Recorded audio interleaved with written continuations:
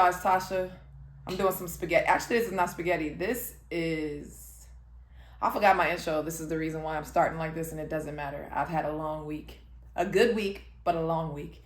So today I have spicy fettuccine marinara, because it's fettuccine. I wanted to say spaghetti, but they're not spaghetti noodles. And I'm also going to talk about a murder mystery that I saw today.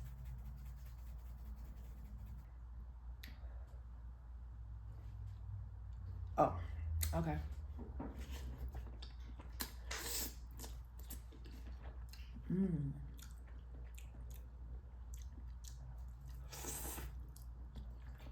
We've had this fettuccine in the refrigerator for a few days. Fallon made that Cajun Alfredo. That was so delicious. We ate all of it eventually. And so I used the noodles. I had half a pound of ground turkey because Elijah used 1/2 for, oh no, Fallon used it for some rotel dip she made.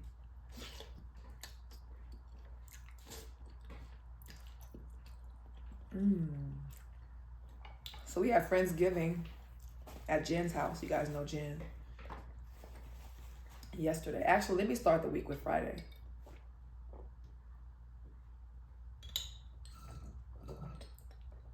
This was Fallon's. She only wanted a little.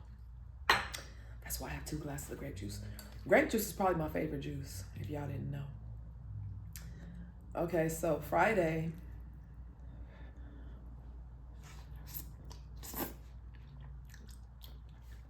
I already told you guys, but Fallon's friend had a 20s birthday party. I'm going to show you guys our pictures right here and right here. We look fly. We look good. We get it from our mamas. Okay, so anyway, I was a 70s or 20s gangster, and Fallon was a flapper, I think they're called. She looked really beautiful. It was her friend's, I believe 40th, I'm not sure. And the girl's mom was there who looked our age.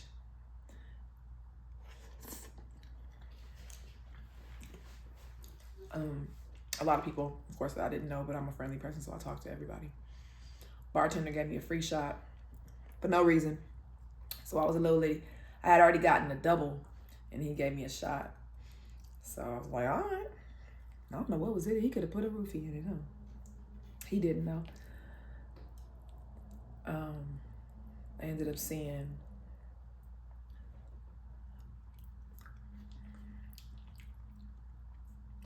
one of my, you call it ex-in-law, I guess, little cousin, the youngest one.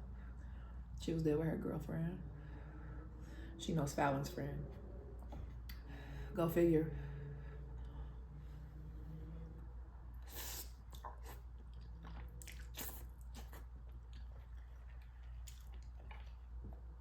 Me and Fallon's.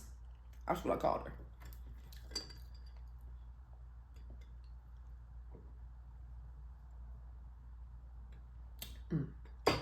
We danced all night. Had such a good time. Then we got our Uber home. And I'm guessing we went to sleep. I guess we went to sleep when we came home. But we were out all night.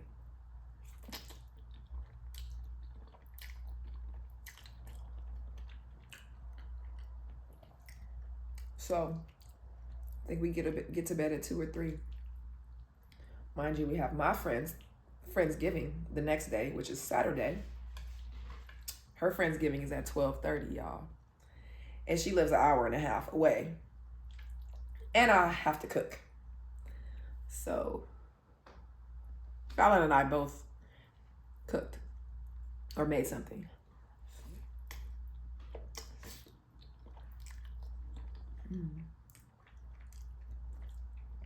I made macaroni and cheese. And Fallon made rotel dip. So we brought a lot of cheese. We brought a lot of constipation to the party.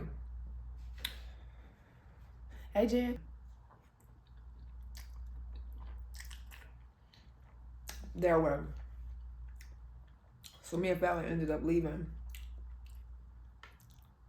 here at almost 1. We got there at 2:30, which was great. We were the second or third people that came, or fourth. There were 2 couples before us and a person. So we met them. One of the girls I had never met before, but I had met everybody else. Played a couple games. Played that game for the girls. Played that game.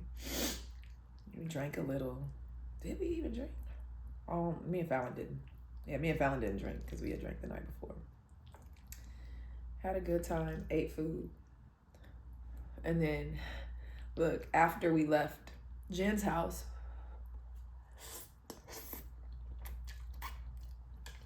because her thing was from 12:30 to 5:30.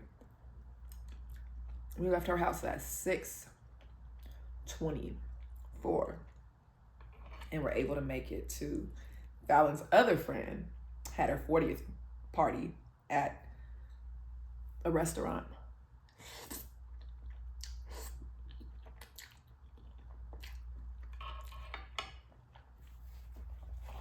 So we made it there on time.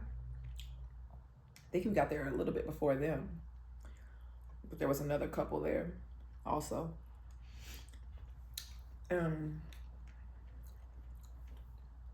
Sat there and chilled, had the dinner, and then Fallon was tired. I was too, but since we were at dinner and I didn't really have a lot of, when you're at, spaghetti always getting everywhere. When you're at dinner, you're far apart from people. So I wanted to go to the little bar that they were going to afterwards. So we ended up going to a little bar and staying for not very long, an hour, maybe 2.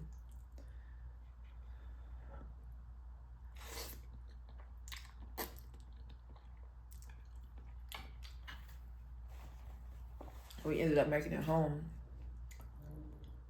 is that how we make it home? We ended up making it home at some point.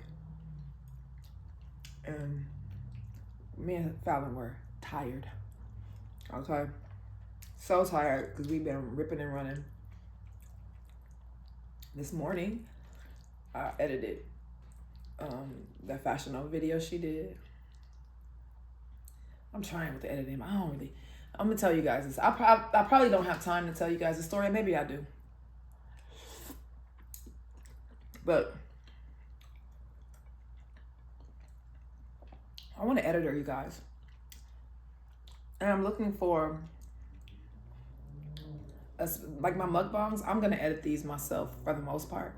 But for me and Fallon's channel, and for any vlogs that I start to do on my Just Tasha P channel, I really want someone to edit our videos and to have our humor in mind. I want you to be kind of humorous.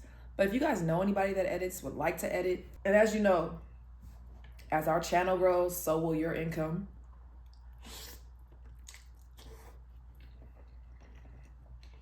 Because that's how it works.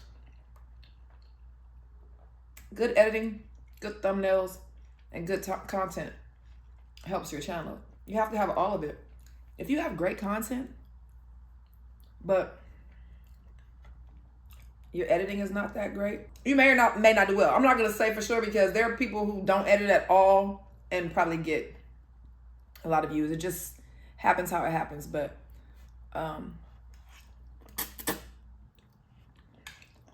for me, I feel like we have to have our videos edited.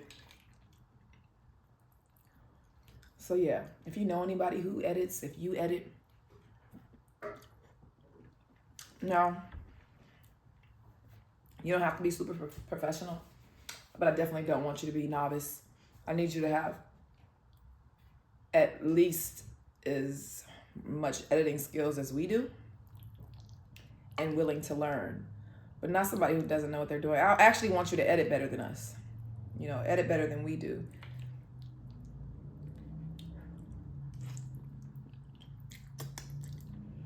And this position is open immediately.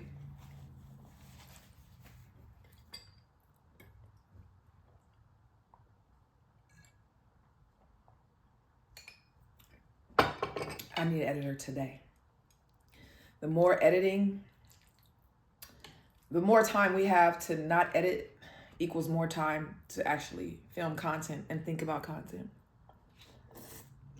and live life. I spent the last, 7, 8 years or whatever, however long I've been on YouTube of my life, like doing the videos. And then, well, I didn't edit then. Fallon is sitting here and editing. Like last night when I edited or this morning when I edited the Fashion Over, it took me like 2 hours. No, only a 20-minute video. And I didn't even do a whole lot. All I did was add some numbers for the rating and the sound, and it still took me 2 hours. So I think I'm exaggerating. It probably took me about an hour, but still, that hour I could have been dreaming up an idea for another video or watching a murder mystery that I could write down for you guys. But anyway, the point is, I spent the last several years of my life doing videos like nonstop, doing videos every day, working every day, pretty much 7 days a week, and didn't really have a lot of life or a lot of fun. And I think that I regretted it and got angry, and so got like a negative idea of YouTube. But YouTube is not negative. You know, you have to set boundaries for yourself or limits. And my limit is the editing thing. I didn't have that opportunity to have an editor before, but now I do have the opportunity to have an editor. Me and Fallon both want editors. Me and her, neither one of us want to edit. I think that it's gonna greatly help the channel and me as a human, and her too. Nobody wants to sit there and edit. No, not gonna do it.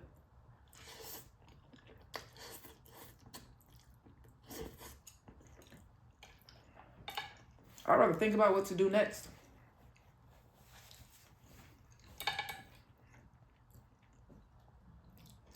So yeah, that's what we're doing.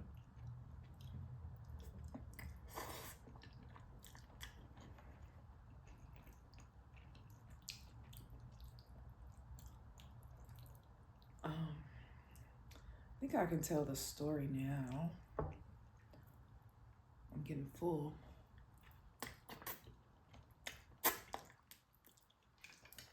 All right, so this series is called Homicide for the Holidays. The title of this episode was called Death in Santa Claus. So there's a town in Georgia named Santa Claus where all the streets are named after the holiday. There was a street called Holly. I think there was a street called December.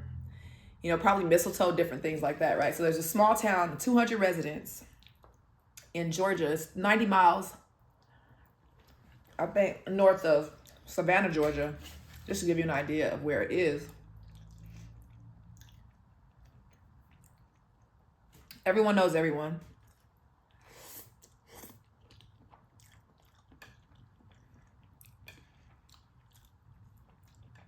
So, yeah, small town.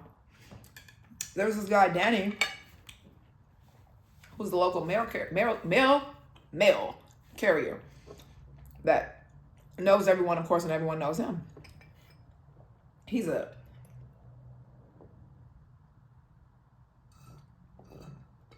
single dad of a teenage girl.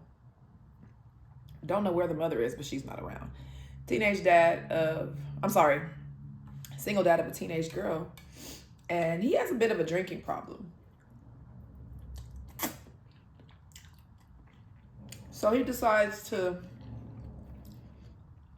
go to a local rehab or a local support center with other people who are having different issues. And he meets this girl, this woman, Kim. She is I think she's about 14 years younger than him, but that's neither here nor there. They're both grown at the time. And Kim has 3 kids, 3 younger children. So Kim has always been, she's always struggled. You know, she's a single mother of 3 kids, never really had much of a life, never had much money or stability. She meets him.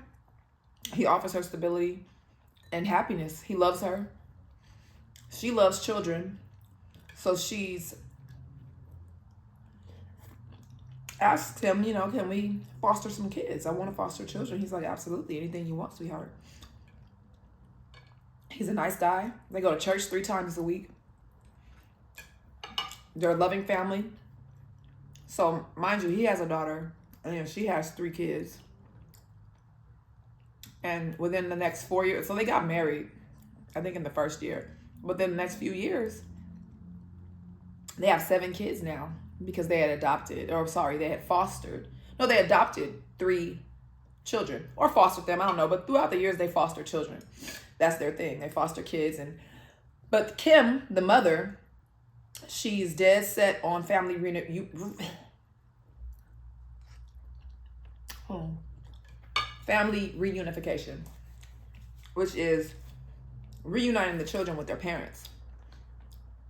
That's what foster care really is supposed to be, where the parents go get whatever issues they may have fixed, whether it's counseling or anger management, whatever. And then they're allowed to get their children back. So she always sets the house up nice and welcomes the parents and gives them dessert and all this food or whatever, and has the kids talk to their parents to try to reunify them. I'm just trying to give you guys an example of how these people are. They're really like the Brady Bunch. They're a sweet family. Everybody in the community loves them. No complaints about them.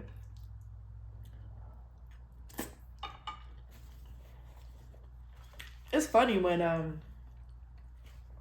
you watch mystery shows, documentaries, it seems like they're always trying to justify why these people shouldn't have been treated like, oh, they were good people. It was just fine. I'm just saying. They do that a lot with certain type of people. They don't do that with everybody. So anyway, let me get my paper because I might be a little off. Oh, so anyway, Danny grew up in Santa Claus himself.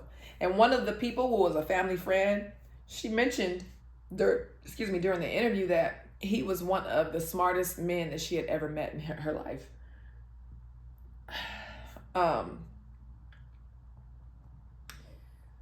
By 97, they have 3 foster children. I already said that. The family was so festive and excited about the holidays. Kim would start prepping for Christmas in February. Christmas was her favorite holiday. She never really had a Christmas until she met Danny. Her parents didn't have money or they were abusive. It was something about her parents. That's 2 different things, not having money and being abusive. So let me get it right. Her family life was not good. And neither was her adult, life. So she finally had a chance to do all the things that she wanted to do for the holidays.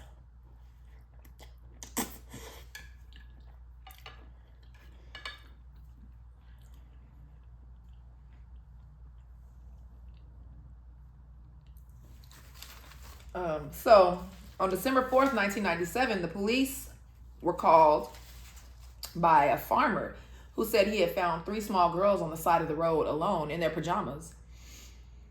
And they were pretty far away from home. They were in the next county over. I think it was an hour. They were in the county an hour away from their home.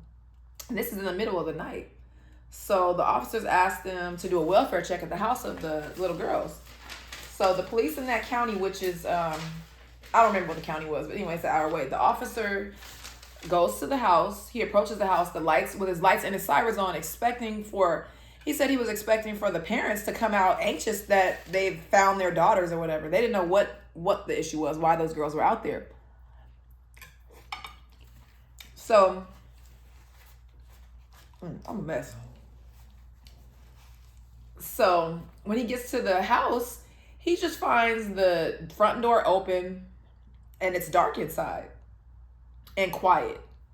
He said he pushes the door open, announces entrance, and he enters the home. On the first inspection, he hears the house alarm. He hears the alarm clock, like music playing from the alarm clock, and he hears a baby crying. So he goes through the house, and as he's approaching the kitchen, a little boy comes from under the table. He doesn't speak to him, and the officer asks him. They never say how old the boy was, but I think he was about 4. The officer asked him, "Where are your parents?" He didn't say anything, but he grabbed the officer's hand and he took them to the bedroom. He took the officer to the parents' bedroom. He was trying to go in, but the officer was like, "No, don't go in and stay out here." When he attempts to open the door, he can't get in. So he notices that there's something pushing against the door. He said he didn't know if it was a person, like the suspect, or what. So, because he didn't even know what has happened yet. So he said he pushes the door open just a little, and he notices there's a young girl on the floor, blocking the door. She's no longer with us. So he pushes past her and opens the door. Yeah, opens the door. No. So he saw her and then he went. Wait. Okay. So he notices her on the floor. He does open the door to go in and he sees a baby crying. So he picks the baby up and he takes the baby into the living room. Comes back into the room and he notices that there's a man and a woman laying in the bed and they're no longer here either. So he leaves that room and he goes to check the rest of the house. He goes to the next bedroom. In the next bedroom, he sees a 8-year-old boy in bed and the room is covered in red liquid, and the boy is in the bed. He said he looked like he was sleeping, but he wasn't sleeping. So that was very disturbing to him and he had never seen anything like that. So it was hard for him to process all these things. He sees a young girl, he sees parents, he sees an 8-year-old boy, a baby crying, a 4-year-old. And so he grabs the 2 kids and he takes them into the car, his police car. He calls for backup. A bunch of backup comes. Mind you, there are only 6 or 7 police officers in that town, period.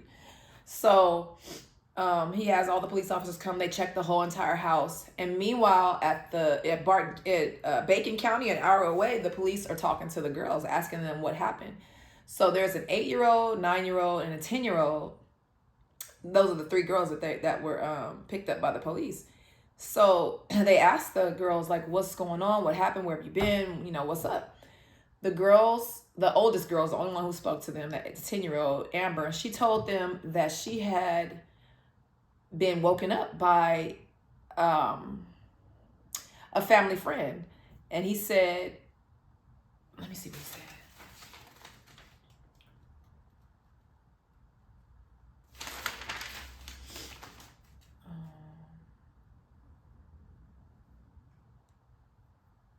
Oh, and one thing that the little 10-year-old girl said, she said she could tell, because as an adult, she was doing the interview with the documentary. She said that she could tell that the police hadn't like experienced this before. She said she could tell by the looks on their faces that they were so like sad and confused and didn't know what to do. Like I said, this is a small town, 200 residents, so they probably never dealt with anything like this before, or very rarely deal with, and this is a new deputy, so I know he had never dealt with any of this before. And he's young.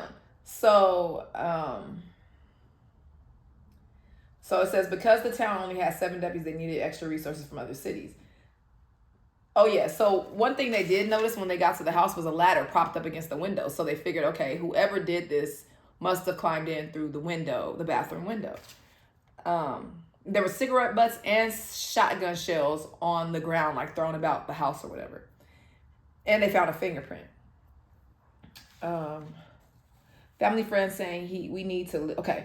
So the 10-year-old says she remembers being woken up by a family friend saying, we need to leave the house. Your parents aren't home. And then he told them that someone broke into their house and the dad called him for them to come get the girls. She said she had no reason not to believe him because even though she didn't know him well, she knew that he would come to the house. And when he came to the house, she remembers that he would play with the kids a lot. He didn't really talk to adults, but he played with the kids. So she said that she trusted him enough, So the 3 girls get into his van. He drives them for an hour all the way to Bacon County. And he tells the oldest girl to, I don't want to go too far into it, but he does to the oldest one. He tells the oldest one that if she doesn't comply, that he will do something with her little sister. So she did. That was done. And then he left them there and told them that he will be back in 5 minutes. He left them there and said, oh, I got to go talk to this old lady. And the old lady is not going to, she doesn't like kids. So I'll come back and pick you up in 5 minutes. So she said as soon as he left, they just ran. And then that's when they were found by the farmers. So, and she tells them that his name is Scott. That's all that she knows. His name is Scott. So back in where the incident happened, they're at the house. And they, hold on.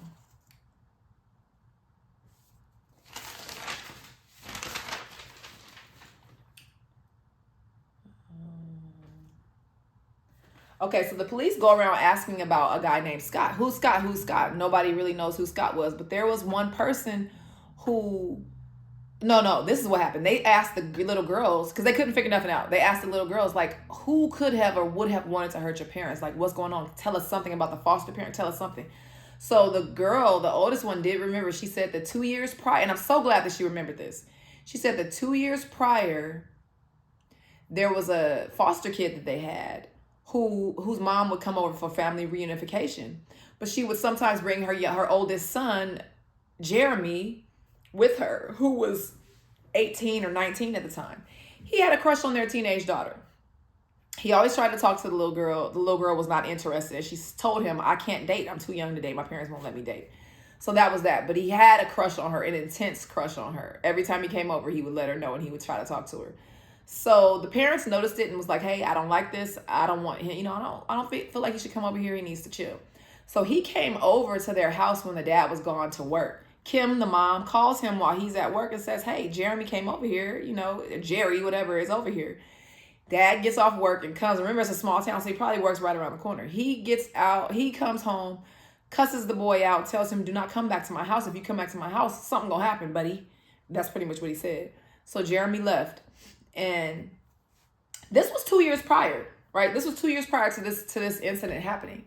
But that's just something that the little girl put in the cop's head. So what the cops decided to do was, also the little girl said that one time the mom came over after that incident. She didn't know what happened with Jeremy or Jerry. So the mom of the man came over one time and kind of cussed Kim out, was angry about it, and then left. And then saying she was going to cast a spell on them or whatever, because she was into voodoo. So,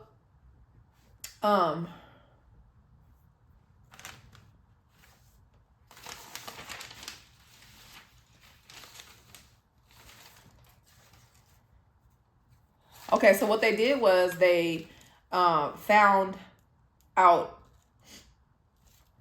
How did they find out this stuff?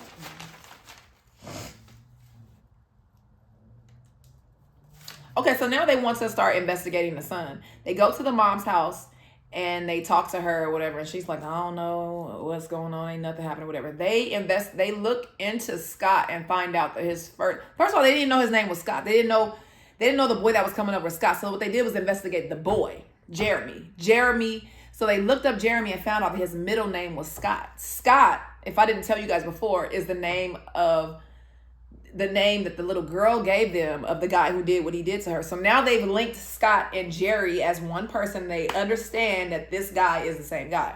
So they go to his mom's house because they know where his mom lives. He's not there. Or they think he's not there, right? He ends up coming outside and they saw him. He saw them and he ran. So they're looking around the house. They go in the house. They don't see him. They're like, where did he go? He ends up being in the floorboard underneath the house. They got him with no incident. They were able to get him and put him in jail. He hadn't went to trial or anything yet. They put him in jail he was in jail for 6 months, and the dude escaped jail. I don't know how he did it, but he was able to, they said, saw off the bars in the jail cell and escape the jail. So that's what he did. He was on the run for, I don't remember how long they said he was on the run for, but he was on the run for about a week or two, and they ended up finding him. I don't know where they found him, but they found him.